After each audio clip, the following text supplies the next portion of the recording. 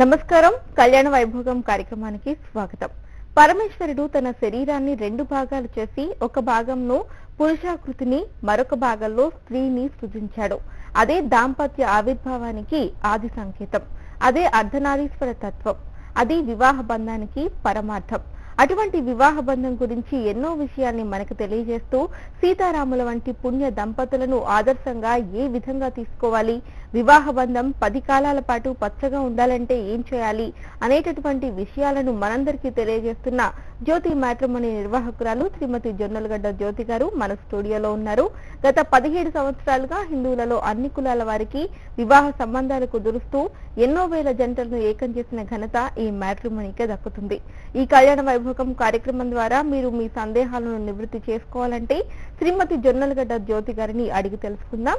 మీరు స్క్రీన్ లో స్క్రోల్ అవుతున్న నెంబర్లకి కాల్ చేసి మీ సందేహాలని అడిగి తెలుసుకోవచ్చు. నమస్తే జ్యోతి గారు. నమస్కారం అమ్మా. జ్యోతి గారు, ముందుగా జ్యోతి మ్యాట్రిమోనీ యొక్క సేవా కార్యక్రమాన్ని తెలియజేయండి. తప్పకుండానమ్మా. మనము మన జ్యోతి మ్యాట్రిమోనీ ద్వారా అయ్యుండొచ్చు, మన హిందూ వెడ్లాక్ ద్వారా అయ్యుండొచ్చు.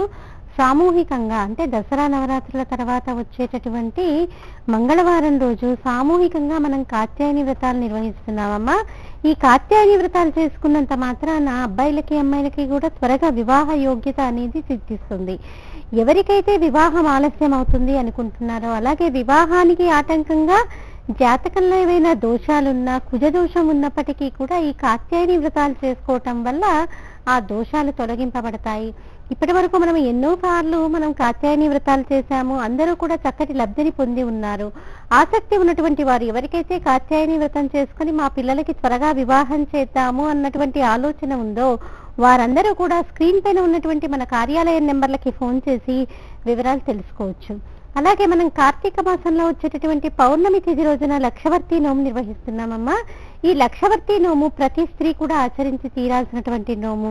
ముఖ్యంగా ఇది రజోదోషానికి ప్రాయశ్చిత్తంగా చెప్పబడుతున్నప్పటికీ కూడా స్త్రీల దైనందిక జీవితంలో చేసేటటువంటి అనేక తప్పులకి ఇది ప్రాయశ్చిత్తంగా చేసుకోవచ్చు.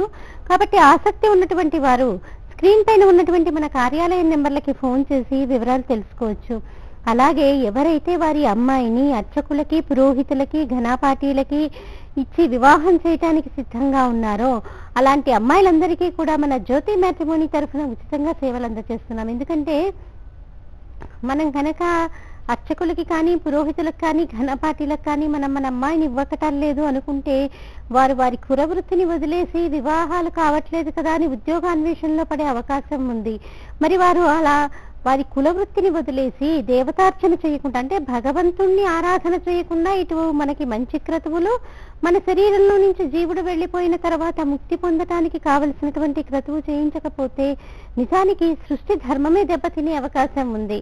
కాబట్టి సనాతన ధర్మాన్ని నిలబెట్టుకోవడం ఏంటి, ఇది ఎవరో పని కాదు, అది మనం ప్రతి ఒక్కరి యొక్క బాధ్యత. కాబట్టి మనము మన ఇంట్లో మన అమ్మాయి ఉండి ఉండకపోవచ్చు, మనకి లేకపోతే ఉద్దేశం ఉండి ఉండకపోవచ్చు, పురోహితులకు కానీ అర్చకులకు కానీ మన అమ్మాయిని ఇద్దాము అని. కానీ ఎవరికైతే అలాంటి ఉద్దేశం ఉందో అలాంటి వారి టెలిఫోన్ నెంబర్స్ ఎవరికైనా తెలిసి ఉన్నప్పటికీ కూడా మన కార్యాలయానికి ఫోన్ చేసి వారికి సంబంధించినటువంటి ఒక టెలిఫోన్ నెంబర్ ఇచ్చినప్పటికీ కూడా మనం చక్కగా అమ్మాయికి ఉచితంగా సేవలు అందజేస్తామమ్మా. కాబట్టి ఎవరికైతే ఈ కాత్యాయని వ్రతాలు ఉండొచ్చు, లక్షవర్తి నోమై ఉండొచ్చు, ఎవరైతే పురోహితుల్ని అర్చకుల్ని వివాహం చేసుకోవటానికి సిద్ధంగా ఉన్నారో వారికి సంబంధించినటువంటి వివరాలు ఉండొచ్చు, అవన్నీ కూడా తెలియచేయటానికి స్క్రీన్ పైన ఉన్నటువంటి మన కార్యాలయ నెంబర్లకి ఫోన్ చేసి తెలుసుకోవచ్చు. అలాగే మనది వివాహము అనగానే ఏదో తూతూ మంత్రంగా జరిగిపోదు, దానికి వేద మంత్రాలు ఉంటాయి. అగ్ని సాక్షిగా మనం వివాహం చేసుకుంటాం. కాబట్టి మనకి వివాహంలో అనేక రకాలైనటువంటి క్రతువులు ఉంటాయి. మరి ఈ క్రతువులన్నీ కూడా ఎందుకు చేస్తారు? ఏదో బొమ్మల పెళ్లిలాగా అబ్బాయిని అమ్మాయిని పక్కన కూర్చోపెట్టి చెయ్యటానికి ఇలా కారణం ఏంటి అనేసి మనం కనుక ఆ మంత్రార్థాలు, అసలు ఆ క్రతువు యొక్క విశిష్టత కనుక తెలుసుకుంటే తప్పకుండా మనం వివాహం చేసుకునేటప్పుడు, అంటే మనకి సంబంధించినటువంటి వాళ్ళు వివాహం చేసుకుంటున్నా కూడా మనం వారికి అర్థం చెప్పే అవకాశం ఉంటుంది. కాబట్టి ఆసక్తి ఉన్నటువంటి వారు స్క్రీన్ పైన ఉన్నటువంటి టెలిఫోన్ నెంబర్లకి ఫోన్ చేయవచ్చు, లేకపోతే లైవ్ లో కూడా సంప్రదించవచ్చు. మనకి వివాహంలో ఇన్ని రకాల క్రతువులు ఉండడానికి కారణం ఏంటి? దంపతులు ఆ క్రతువుని చక్కగా ఆచరించడంలో, శాస్త్రం ఎలా చెప్పిందో అలా ఆచరించటం వల్ల వాళ్ళు పొందుతున్నటువంటి ఫలితాలు ఏంటి అన్నది తెలుసుకోవాలి అన్నటువంటి ఆసక్తి ఉన్నటువంటి వారు కూడా స్క్రీన్ పైన ఉన్నటువంటి టెలిఫోన్ నెంబర్లకి ఫోన్ చేయొచ్చు, లైవ్ లో కూడా సంప్రదించవచ్చు. అలాగే దంపతుల మధ్య ఏవైనా పొరపొచ్చాలుంటే, అంటే చిన్న వివాహమైనటువంటి కొత్తల్లో ఏదైనా పొరపొచ్చాలుంటే కనుక వారిద్దరూ కూడా సర్దుకుపోలేకపోతుంటే, ఒకవేళ వారికి ఏదైనా చిన్న చిన్న తగాదాలు ఉంటే, దానికి సంబంధించి వారికి ఏదైనా సందేహం ఉన్నప్పటికీ కూడా స్క్రీన్ పైన ఉన్నటువంటి మన కార్యాలయం నెంబర్లకు ఫోన్ చేసి వివరాలు తెలుసుకోవచ్చమ్మా. ఓకే అమ్మా, అలాగే ప్యాకేజెస్ గురించి కూడా తెలియజేయండి. తప్పకుండానమ్మా, మన జ్యోతి మ్యాట్రిమోనీ అయి ఉండొచ్చు, మన హిందూ వెడ్లాక్ అయి ఉండొచ్చు. వీటికి సంబంధించి అనేక రకాల ప్యాకేజీలు ఉన్నాయండి. ఇప్పుడు మనకి 3 నెలలకు సంబంధించి ఒక రకమైనటువంటి ప్యాకేజ్, 6 నెలలకు సంబంధించి ఒక రకమైనటువంటి ప్యాకేజ్, అలాగే సంవత్సర కాలానికి సంబంధించి ఒక రకమైనటువంటి ప్యాకేజ్. వీటితో పాటుగా ఇన్స్టెంట్ మ్యారేజెస్ అని అటుపక్క ఇటుపక్క మేమే మాట్లాడుతూ అతి త్వరితగతిన వారికి వివాహాలు కుదిరేటట్టు చూస్తాం. ఇది ఇన్స్టెంట్ మ్యారేజెస్. దీనికంటే కూడా కొంత అడ్వాన్స్డ్ స్టేజ్ని మనము ప్రీమియం మెంబర్షిప్ గా చెప్పుకోవచ్చు.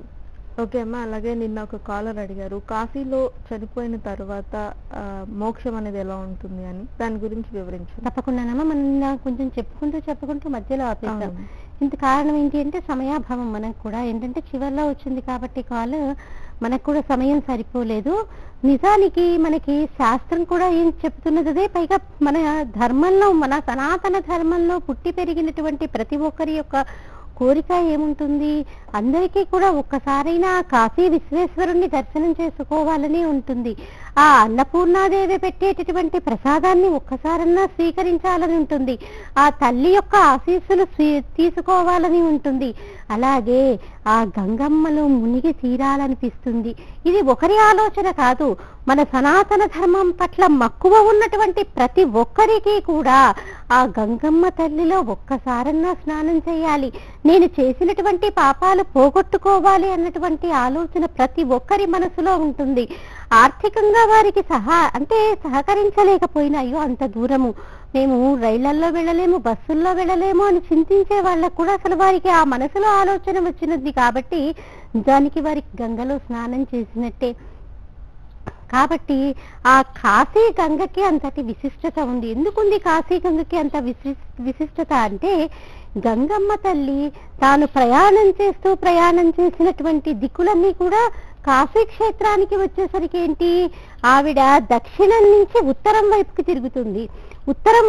ఉత్తరాన ఎవరుంటారు, ఆ పరమేశ్వరుడు ఉంటాడు. కాబట్టి ఉత్తరం వైపుకి తిరుగుతుంది. కాబట్టి కాశీ గంగకి అంతటి ప్రాధాన్యత ఉండడానికి కారణం అది అన్నమాట. ఉత్తరం వైపుకి తిరిగింది కాబట్టి ఉత్తరాన ఆ యొక్క సర్వేశ్వరుడు అక్కడ ఉంటాడు కాబట్టి కాశీ గంగకి అంతటి ప్రాధాన్యత. నిజానికి ఎంతో మంది మహానుభావులు అయ్యో నేను కాశీలో ఉండాలి, కాశీలోనే చనిపోవాలి అంటూ అక్కడ వాళ్ళు ఉండిపోయినటువంటి వాళ్ళు ఎంతో మంది ఉన్నారు. కానీ వారికి కనుక ప్రాప్తం లేకపోతే అక్కడ ఉన్నన్నాళ్ళు ఉండి ఏ చిన్న శుభకార్యమో జరుగుతోందనుకోండి, బంధువుల ఇంట్లో, లేకపోతే కొడుకే ఏదైనా శుభకార్యం చేసుకుంటున్నాడు, అక్కడ ఒక 10 ఏళ్ల పాటు ఉండి తర్వాత తీరా ఇక్కడికి ఏదో శుభకార్యం కోసం వచ్చి ఆ శుభకార్యం అయిపోయిన తర్వాత ఇక్కడే తనువు చాలించినటువంటి వాళ్ళు ఎంతో మంది ఉన్నారంటే, మనం కాశీలో మరణించాలన్నప్పటికీ కూడా ఆ పరమేశ్వరుడి యొక్క అనుజ్ఞ ఉండాల్సిందే. మనకి ఒక సామెత ఉంది, శివుడాజ్ఞ లేనిది చీమైనా కదలదు అనేసి మనకి ఒక సామెత ఉంది.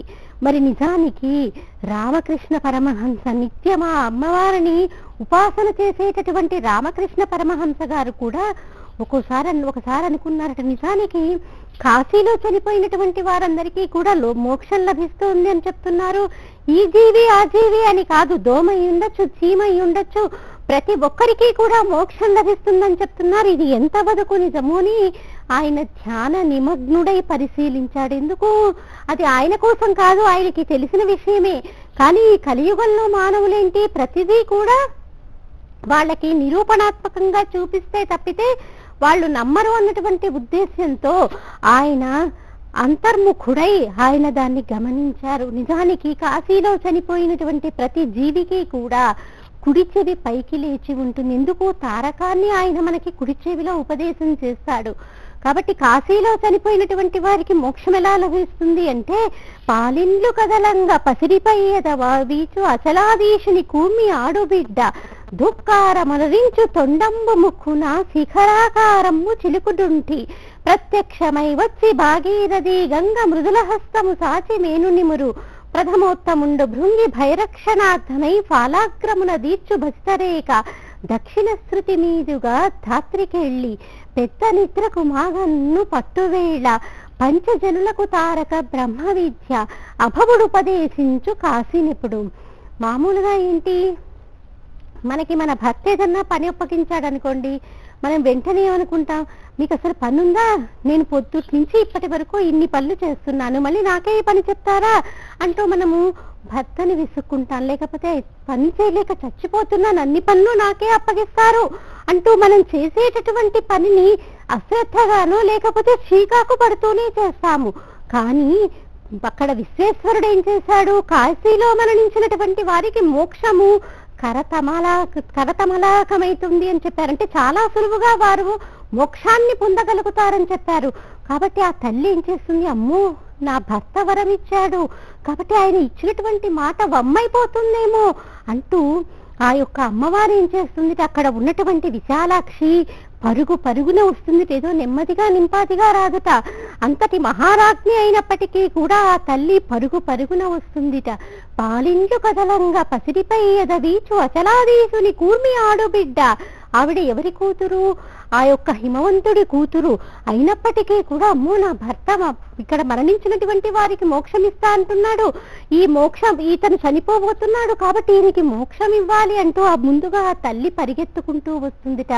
పరిగెత్తుకుంటూ వచ్చి ఏం చేస్తుంది, విసనకర్రతో కాదట విసిరేది, ఆవిడ యొక్క పయ్యద కదిలిపోతూ ఉండగా ఆవిడ కట్టుకున్నటువంటి పట్టు చీరని కొంగుతోటి ఎవరికైతే ప్రాణాలు పోతూ అంటే మరణమాసన్నమై ఉన్నటువంటి వారు ఎవరైతే అక్కడ ఉన్నారో వారికి విసురుతూ ఉంటుందిట.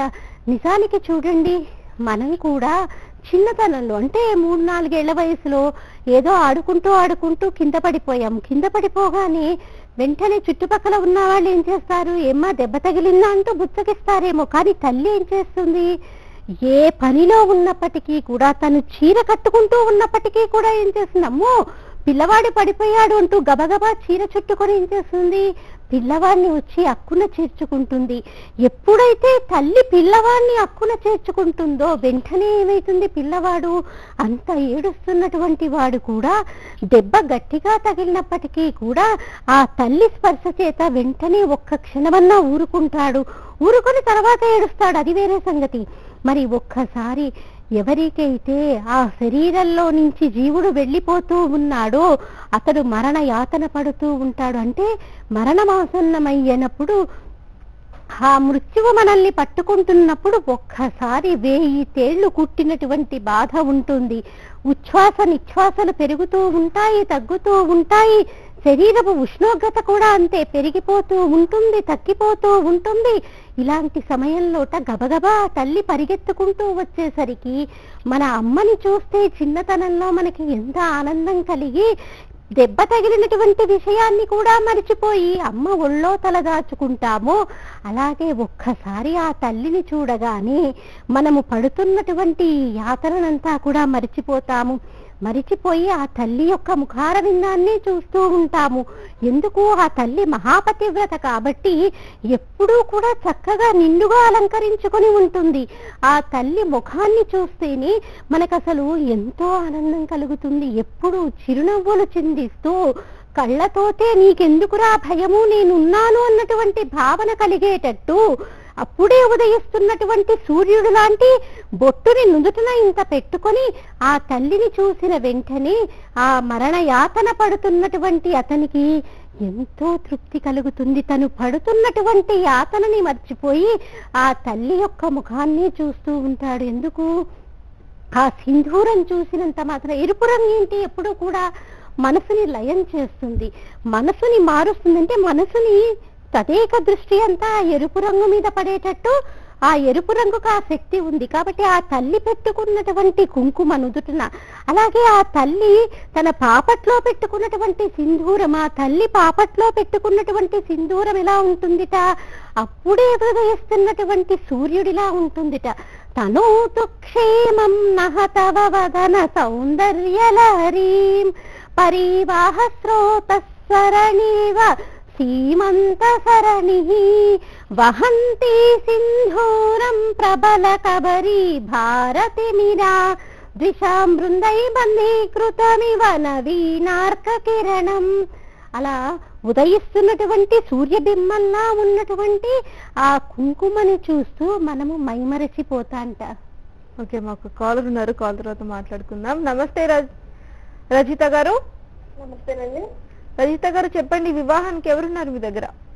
సిస్టర్, మా చెల్లెలు ఉందండి. ఓకే అండి, పేరు? శ్వేత అండి. శ్వేత. ఓకే అండి, జ్యోతి గారు ఉన్నారు, మాట్లాడండి. హలో, మీ చెల్లెలు శ్వేత కదమ్మా? పుట్టిన తేదీ చెప్పండి అమ్మా. 1988 జనవరి 25. ఏ కులానికి చెందిన వారమ్మా మీరు? పద్మశాలీస్ అండి. ఏం చదువుకుంది మీ చెల్లెలు? తను MBA చేసిందండి. ఉద్యోగం ఏమైనా చేస్తున్నారా? ప్రస్తుతానికి ఉద్యోగం చేస్తున్నారండి, HR గా. ఇక్కడ ఎంత ఆదాయం ఉంటుందమ్మా? తనకి ఇప్పుడు 10,000 అండి. అయితే కరీంనగర్ లోనే చేస్తుంది తను HR గా. సరే అమ్మా, మీరు ఏం చేస్తారంటే మీ చెల్లికి సంబంధించినటువంటి పూర్తి వివరాలని స్క్రీన్ పైన కనిపిస్తున్నటువంటి మా కార్యాలయం నెంబర్లకి అందచేయండి. మా హిందూ వెడ్లాక్ ద్వారా మీకు తగిన సేవలు అందజేస్తాము. ఓకే అండి, అమ్మవారి గురించి చెప్తూ ఉన్నారు. అలా ఆ తల్లి యొక్క ముఖాన్ని చూడగానే అంత మరణయాతన పడుతున్నటువంటి మనసు కూడా సేద తీరుతుందిట.